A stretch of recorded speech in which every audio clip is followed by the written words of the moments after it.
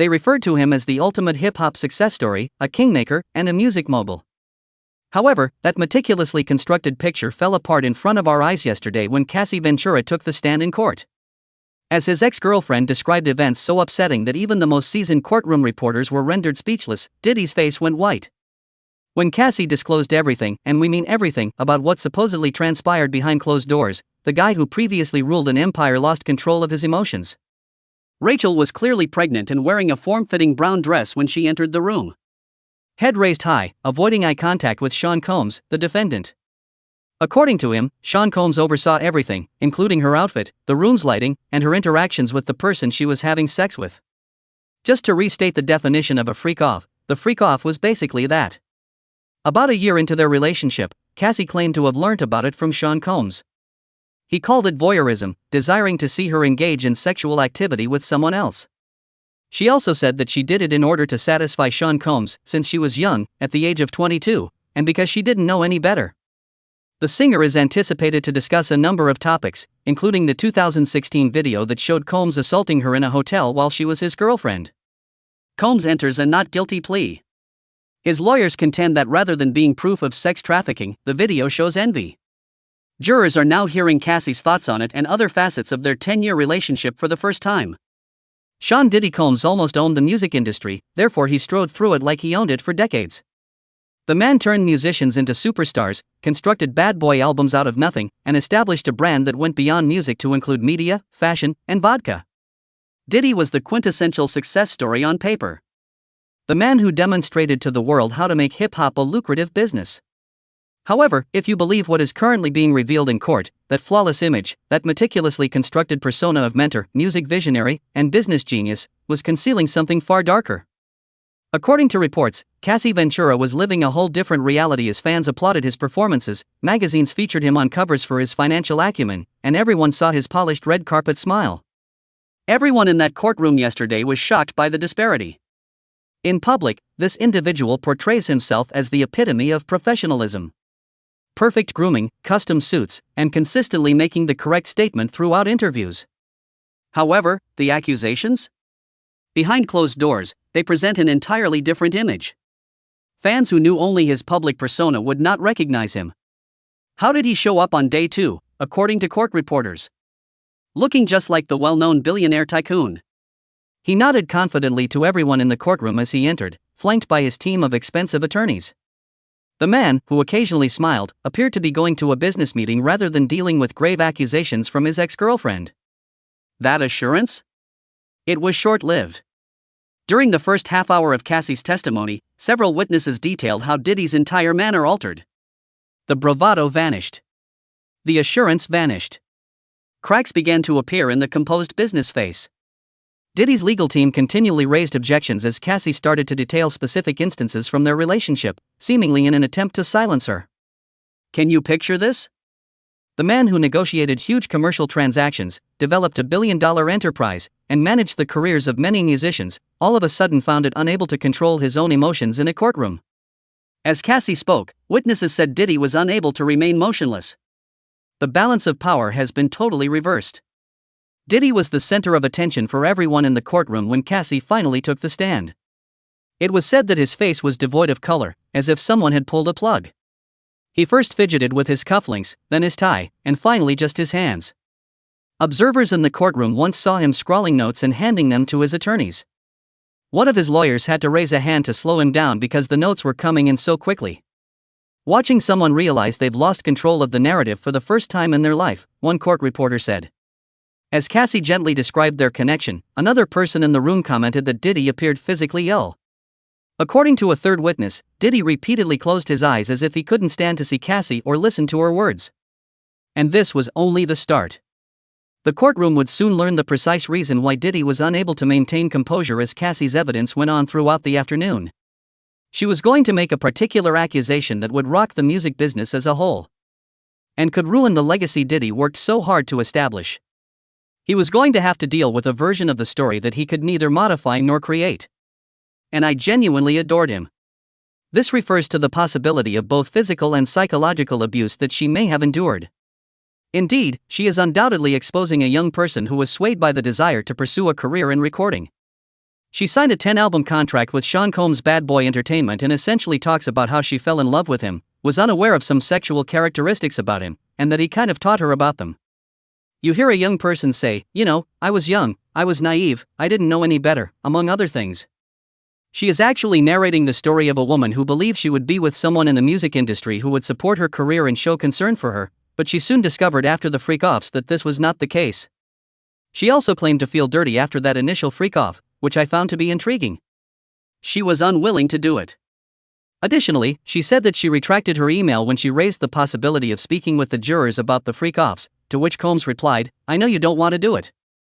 "Oh no," she said, "it's not that." However, that was just the start. She mentioned that she wanted to talk about this in an email that she sent in 2010. She also stated that she felt compelled to do it even though she didn't want to. Prosecutors have jumped right into the alleged years-long abuse Cassie Ventura claims she experienced. Diane Ventura told jurors, quote, "When I was down, he would kick me, drag me, knock me over, and bash my head." In addition, she discussed the nature of those so-called freak-offs, claiming that they required hiring an escort and that they followed instructions. According to Combs, things occur so regularly that setting them up finally became her job. Ventura claimed that she felt she had no option but to take part because she was afraid Combs would punish her or maybe blackmail her if she didn't. Additionally, she has occasionally had to pause her testimony to take deep breaths. At the defense table there, Combs seemed to be listening quite passively while holding his hands in his lap. The moment Cassie Ventura stood up, there was so much noise in that courtroom. Even Diddy's legal team wasn't fully prepared for what she was going to say, even though everyone knew this moment was imminent. Cassie finally got her chance to speak after years of remaining silent and suppressing these stories. And she spoke. She began modestly. That's why it worked so well. Cassie started off by talking about how, at the age of 19, she first met Diddy. He was already well known in the music business. Many times over, a millionaire with contacts worldwide. She was a teenage model who wanted to pursue a career in music. From day one, there was a significant power disparity. And Diddy knows just how to exploit that authority, Cassie said. Her testimony developed gradually, much like a scary movie in which you can't turn away even though you know something horrible is about to happen. He allegedly demanded to know her whereabouts at all times and would come up suddenly if she was out with friends. These were the first of the lesser control issues. The career control followed. She says that if she didn't agree with his requests, he would threaten to put her music on hold. How, if he felt threatened, he allegedly ruined artistic cooperation. The most startling aspect? According to court documents, Cassie explained how Diddy allegedly set up tracking software on her phone. According to her testimony, he knew exactly where she was and would occasionally phone her minutes after she arrived. He gradually shut her off from friends who would cause her to consider leaving him, she said.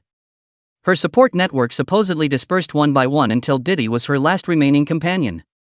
During this portion of the testimony, the judge had to call for order 3 times. Diddy was unable to restrain himself. He made faces the jury could see, shook his head, and whispered loudly to his attorneys. Every time the court gave him a warning, he would take 5 minutes to gather himself before continuing. Seeing someone who has never been told no suddenly realize they have no control over the situation was like that. Then came the turning point in the story. After taking out her phone, Cassie gave it to her lawyer. All in the court could view the emails and texts that were projected onto a screen. What was Diddy's expression? Shock. Evidently, he was unaware that she had preserved these messages for so long. Messages purportedly expressing regret for violent outbursts. He allegedly threatened to ruin her career if she notified anybody about it in the messages.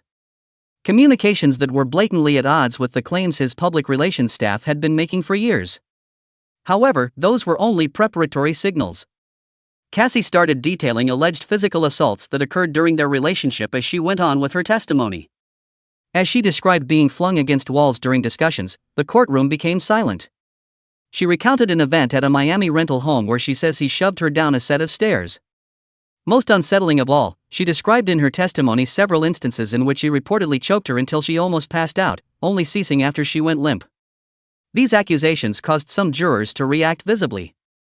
An elderly juror was observed dabbing at her tears. Some of the more graphic descriptions caused a male jury to lose eye contact with Diddy. Cassie's testimony was so detailed that even the most experienced reporters in that courtroom acknowledged they were caught off guard. And this was all before the event at the hotel. That would reveal everything about this case. Some of the circumstances of Cassie's connection with Diddy had been revealed in previous lawsuits, but it was still amazing to hear her recount those things while reliving the events. You must also keep in mind that she is currently quite pregnant. Therefore, I'm interested to watch how long she stays on the stand and how emotionally resilient she is in the face of these inquiries. What would be fascinating to observe is that the defense stated in its opening statement that she made the decision to go. I'll be interested to watch how she reacts to inquiries regarding this. Did she feel compelled to do all of these things, or was this her decision? I believe Cassie became emotional because she had to explain the specifics of the freak-off and her motivation. She broke down when she mentioned that she wanted to do it in order to please Sean Combs. She had merely been responding to the inquiries till then. She can be a little quiet at times, but that's when she became upset. When she was asked if she liked it, she had to respond. She said, "I liked being with Sean Combs," and that's when she started crying. "I did it because it made him happy," she adds. What are the jurors' facial expressions like? The jurors are paying close attention to Cassie's testimony. It's to be anticipated, isn't it? Because, according to lawyers, she will probably be on the stand for 2 or even 3 days. She is the one who spent more than a decade with Sean Combs. She has a lot to say, then. She's only just beginning. To what extent does the prosecution value Cassie's testimony? Rachel, I think that makes a lot of sense. According to the initial indictment and the allegations made against her, she is the one with the most information regarding the prosecution's claim that she is establishing a criminal enterprise to satisfy Sean Combs' sexual cravings. The jury also seen something else today that perhaps relates it to this purported illegal enterprise. Are 7 pictures of Sean Combs' close friends and family, including his former chief of staff. And Cassie Ventura was able to identify each of these individuals and describe their roles, including security, driver, chief of staff, and finance manager. Because she spent so much time with him, it is evident that she knew some of these people again. As the courtroom strained forward to listen to every word, her voice was hardly audible above a whisper.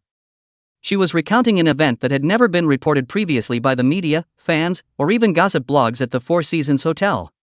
For years, this hotel incident remained hidden. Cassie described how her fear had kept it a secret. She was afraid for her safety, her career, and the fact that no one would trust her over someone as strong as Diddy. However, now, she wasn't hiding anything as she sat on that witness stand. What began as a typical business after-party became a nightmare, according to Cassie. According to her testimony, Diddy grew furious when he witnessed her conversing with another music professional. She explained how his smile vanished, how he took hold of her arm so firmly that it was marked, and how he threatened her in her ear while keeping his public persona in front of everyone else at the event. The most startling aspect? Diddy practically dragged Cassie through the hotel lobby to the elevators, Cassie testified in court. She claimed that she was sobbing and attempting to distance herself when hotel security came over. But when the security guard saw Diddy, he retreated. He simply inquired as to how things were doing. And Mr. Combs left after responding in the affirmative.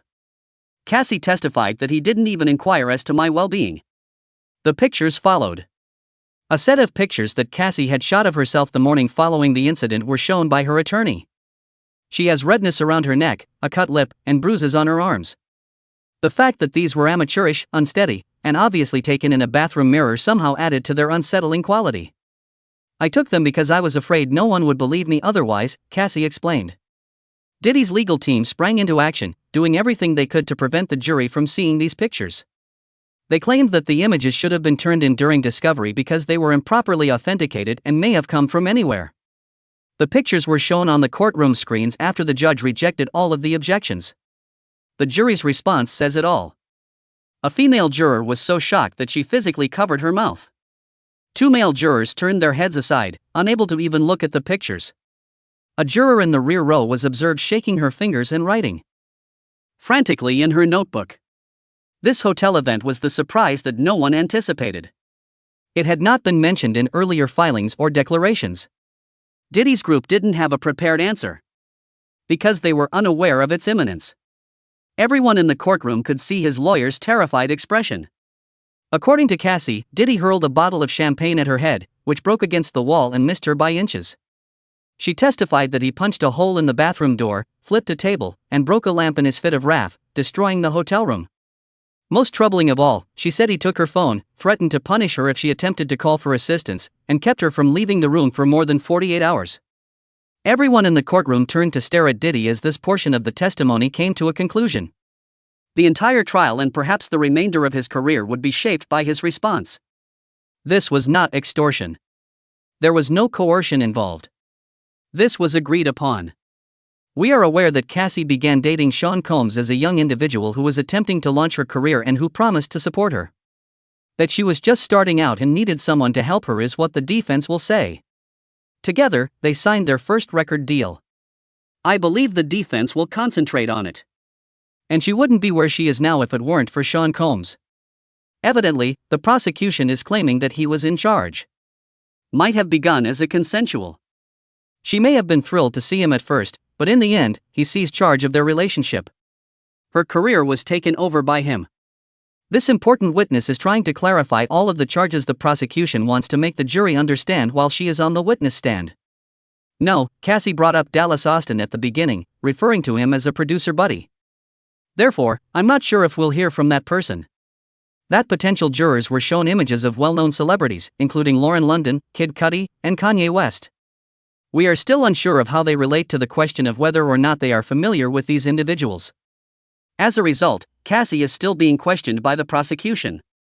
She's a crucial witness, so it's likely that she will spend the remainder of the day on the stand, but the defense hasn't even had a chance to.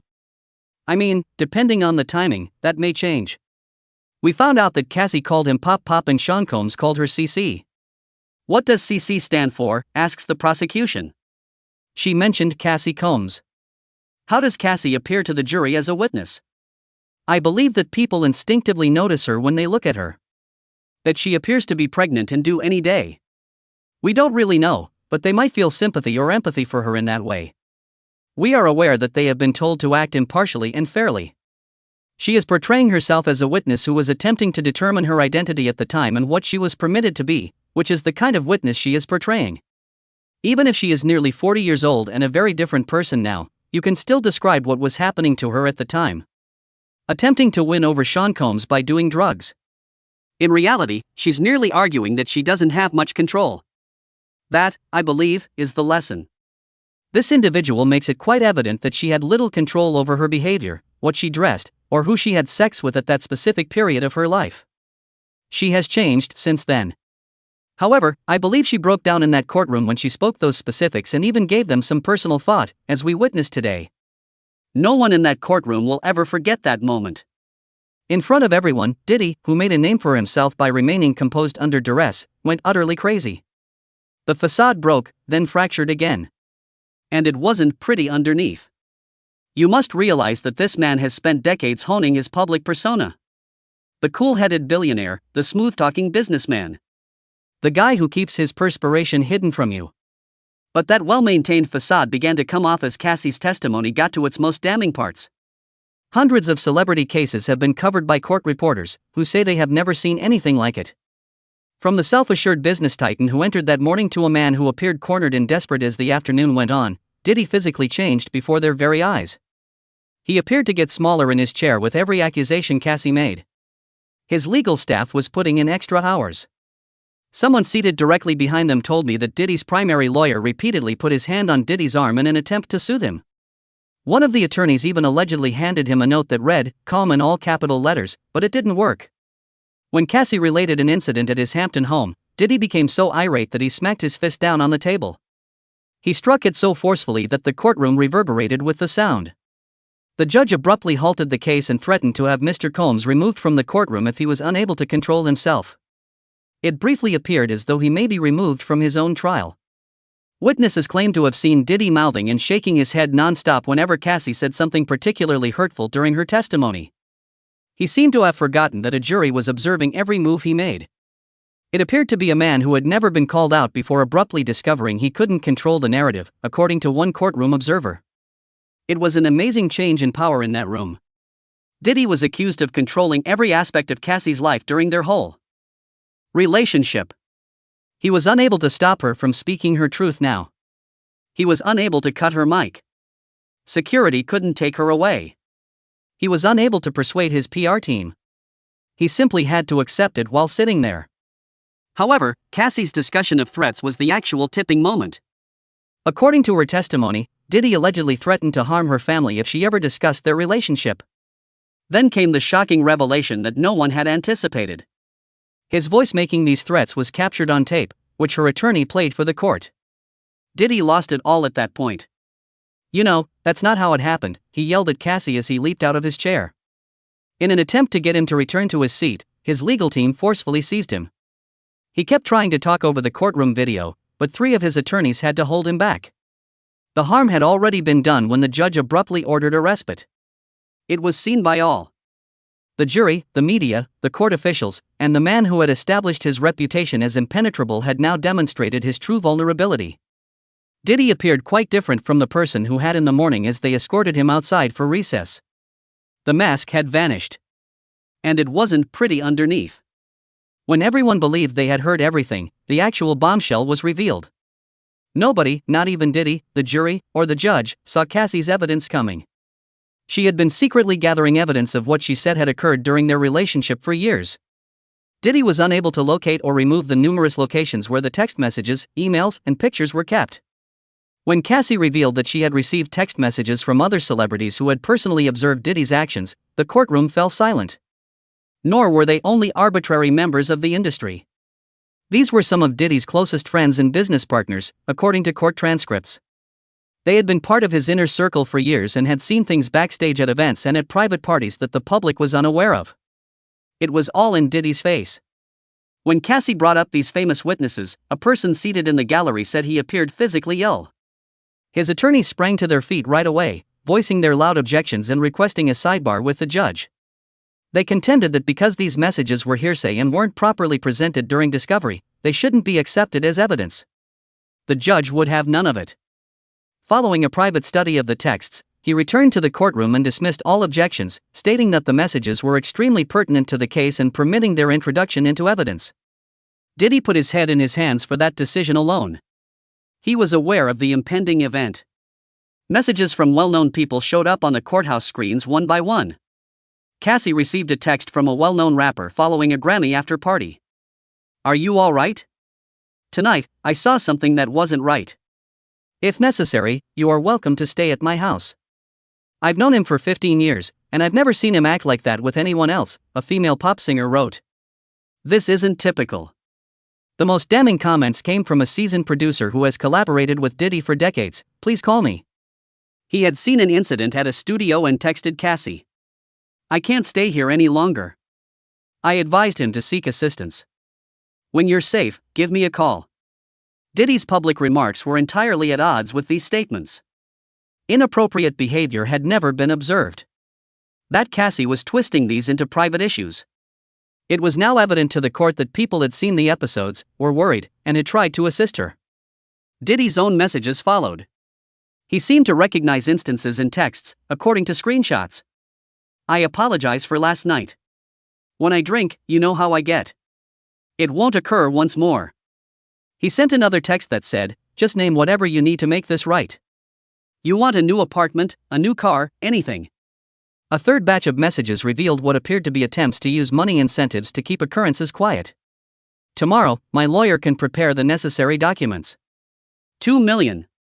Make a clean break. You don't discuss anything that happened in the last 5 years." During the reading of these notes, an intriguing event took place in the gallery. Members of Diddy's entourage who had been seated behind him in support, along with a number of others who had been with him that morning, quietly rose and exited the courtroom. As the evidence grew, they were unable to sit there any longer and slipped out one by one. By the time this portion of the testimony was over, Diddy and his legal team were the only people seated at his table. The display of solidarity he had brought with him that morning had vanished. Everything had altered because of the evidence that nobody had anticipated. The guy who entered the court as music's untouchable monarch left with a defeated expression as day 2 came to an end. He was not shielded from what had just transpired in that courtroom by the security personnel surrounding him. In real time, the empire he built over decades may be collapsing. Today, Cassie Ventura shared more than just her tale. She might have completely changed Diddy's legacy. The testimonies, the recordings, and the evidence all combine to create a picture that no one can ignore. Whether Diddy can win this case is no longer the question. The question is if his reputation can ever bounce back from what was shown to the public in that courtroom today.